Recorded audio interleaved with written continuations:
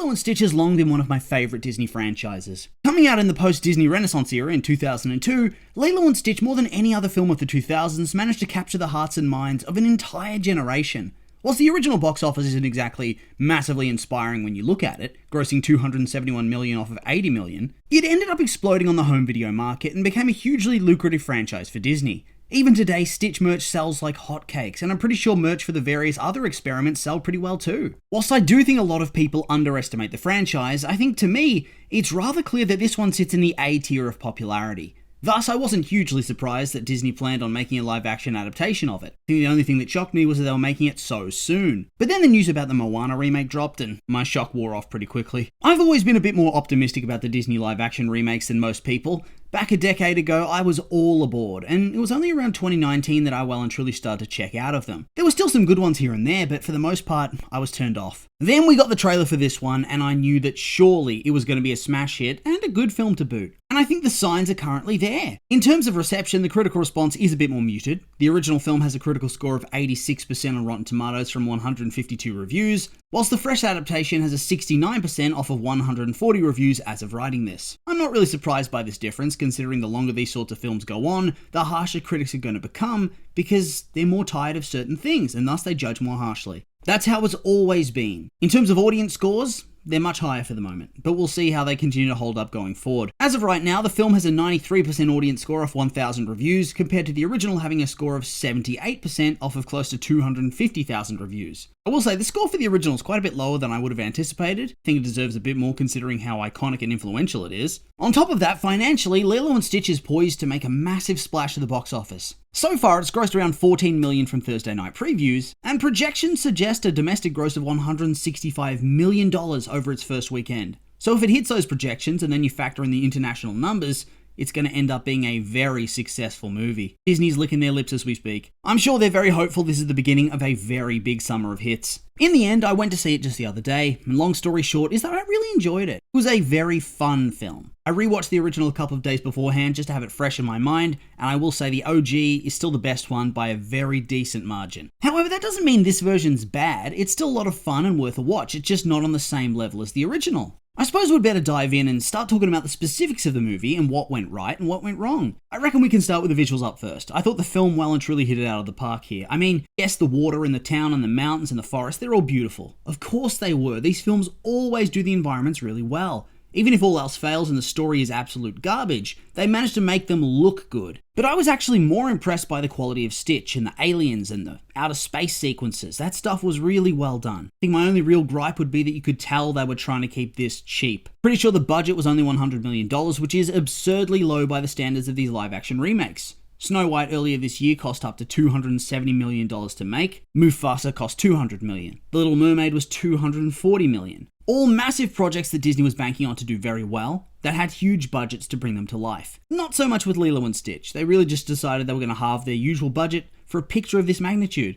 It's insane. Although that being said, they've gone so hard on the marketing for this film that I have no doubt they've more than made up the difference in that regard. With that lesser budget in mind, things look incredible here. Stitch is perfect, he's cute and adorable. They really brought him to life perfectly. Stitch plushies are going to be a big seller very soon. What am I saying? They already are. When you got to see them, the alien designs were awesome. They looked really great. The space sequences were the same. My major gripe really comes down to the budget. Because the budget was lesser, they had to prioritize. Thus, I felt that the action, like Jumba attacking the house and then the final battle on the ship, they just weren't as good as they could have been. Plus, they've given some excuse about keeping the film more grounded, hence why they didn't include Captain Gantu, but I guarantee it was to streamline the budget for the movie and try to get more profit. It's a shame because he's one of the more exciting designs and it would have been a lot of fun to see him adapted in a CGI context. That being said, what we did get was pretty great. I also really liked the character designs for the live action actors too. I feel like everybody fit their part visually at the very least. I know there are some complaints about Cobra Bubbles not quite looking the same, i.e. not being built like a brick shithouse, but the reality is that the pool of actors who are 1, that built, whilst 2, also being good actors, and 3, willing to take the job, is probably rather low overall. So what are you going to do? In terms of the music, they largely maintained what I remembered from the OG. Still got Burnin' Love in there, still have Hawaiian Roller Coaster Ride, and that's all you really need. For me, I don't need fresh songs. I don't need fresh tracks to make me like it. I like the things to be somewhat fresh in the visuals and the storyline perhaps, but when it comes to the soundtrack, all I need is a nostalgia fix and I'm going to be happy. If there were new songs, they didn't really stick in my head, but I got my classics, so A+ from me. Which brings us to the story. Story plays out fairly similar to the original film, but with a couple of crucial pivots here and there. The bulk of the early film plays out as is, with some divergences here and there, until the finale, which is wildly different to what we've come to know. I will say I like that they mostly kept faithful to the original in terms of the overall story beats and direction of the narrative, and I also like that they did take a risk by putting their own spin on things. I don't mind changes as long as they're good ones, and don't get me wrong, there are a lot of good changes, and even more changes that just don't bother me in the slightest. The main one that I really enjoyed is how the Lilo and Stitch relationship was framed, and how there were far more positive and wholesome interactions between them earlier on in the film.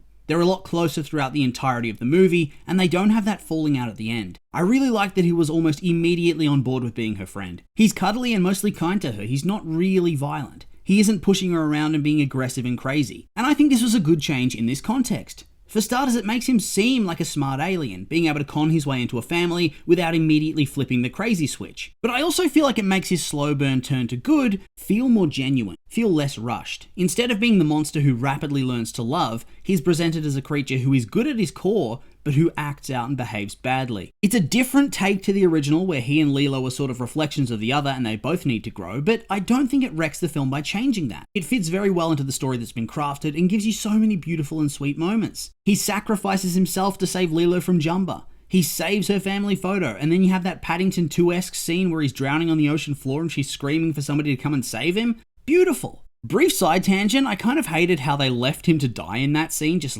abandoned him. It actually pissed me off quite a lot, to tell you the truth. But yes, back to Lilo. I get that some people would feel that by making them closer and having Stitch clearly like her from the get-go, it damages his arc, but I just disagree. I think it's compelling to have a character who does want to be good, he does want to belong somewhere, but he doesn't know how to do that, and he keeps making mistakes. I also know there's a big contingent of people that don't like that Lilo was less, violent, unhinged in the film, and so therefore she's not their Lilo. Yeah, I'll admit that a lot of those moments in the original were funny and somewhat relatable to watch, but at the same time, I get what they were trying to do with making her feel like a little lost outsider. The isolation and bullying was there to really showcase why she needs Stitch in her life, but I do think they could have delved more deeply into her feeling alone and isolated from the world since the death of her parents. I also very much enjoyed Pleakley in this film. I'll be honest, coming into it, I thought it was going to be god-awful, this portrayal, but the dude gave it his all. I know that people are going to be upset that he doesn't spend the entire film in terrible disguises, but they pushed that joke as far as it could go in a single scene where they wear the full body coverings. Beyond that, in a live-action context, it would be too hard to suspend disbelief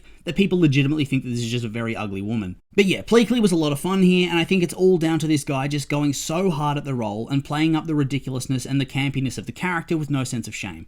A real highlight performance. I also thought it was a good change that in the end, in the climax of the movie, or at least to start things off, it isn't just Stitch trying to save Lilo from Jumba. Lilo gets involved and helps Stitch at first, which lets him go to town and then win the fight pretty much instantly. I think it just ups the stakes and the sense of danger in that final action sequence. I mean, I have a lot of problems with the finale of the movie, but that part wasn't one of them. It manages to make Lilo a more active participant without sacrificing Stitch and making him look like a chump. He gets locked up to try to protect her, and then when she lets him out, he instantly wins. There's no shame there. Beyond that, for things I liked, well, it's the smaller touches. I loved the shaved ice guy, and whilst it wasn't as funny as the fat white guy in the OG, I still laughed. Then there are the references to the extended universe of the animation. You have Jumba plotting to forcefully turn Stitch into Experiment 627, who's a character from the show who's essentially Stitch but lacking in all his good qualities and his capacity for love. There's the ending where they try to revive Stitch, which is reminiscent of Stitch has a glitch. And then you also have Jumba cycling through pages of experiments, and I'm pretty sure you see Angel in there from the show. It's just those more minor touches for fans of the franchise to see, and it shows a genuine care for the source material. Love a good bit of fan service like that. That's not saying everything's perfect though, because let's be real, it wasn't. They made a lot of baffling choices that just don't hold up. For starters, the Nani and Lilo relationship, I gotta be honest,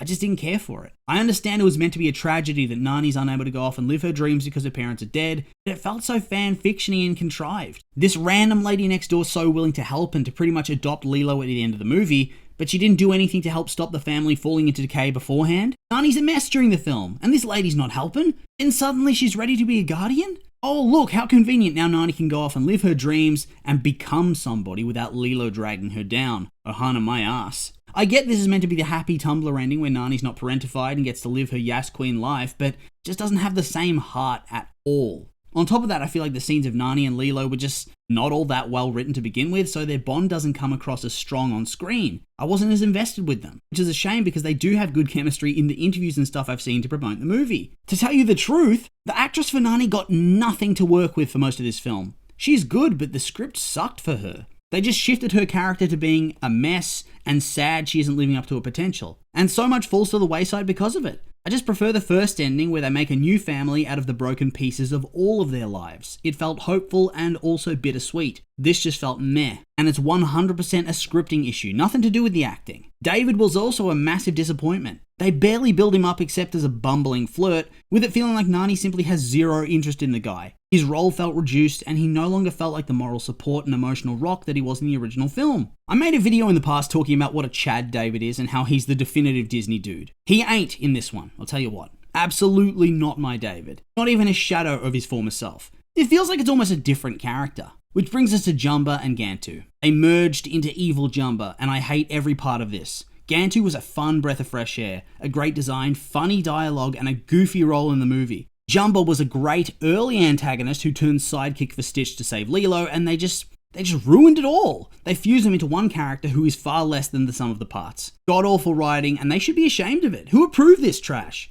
It's a terrible narrative decision. On top of that, the portrayal was wrong. He had a generic and kind of soft American accent that doesn't fit the character at all. He needs the accent. The European accent, no idea where it's meant to be from, but it makes the character. Without it, it feels like a parody from a behind-the-scenes blooper reel type joke. Also, without Jumba, it means the house never gets turned into a sci-fi funhouse, and that just really sucks as the ending. Just character assassination. Pure character assassination. Overall, the film was good. It had a lot of key issues that drag it down, but since the movie really nails the Lilo and Stitch dynamic and makes them the emotional heart of the movie, whilst also loading up with lots of great gags like Stitch versus the wedding, I think it covers the flaws up quite well. It's nowhere close to the OG, but it's not bad either. It's far better than what I've come to expect from these types of movies, and thus I left the cinema feeling quite happy with my time spent. With all that being said though, these have just been my opinions, and now I'd like to hear yours. What did you think of the Lilo and Stitch remake if you've seen it? Did you like it? Hate it? I'm curious for your thoughts, so make sure to like, comment, and subscribe, and let me know.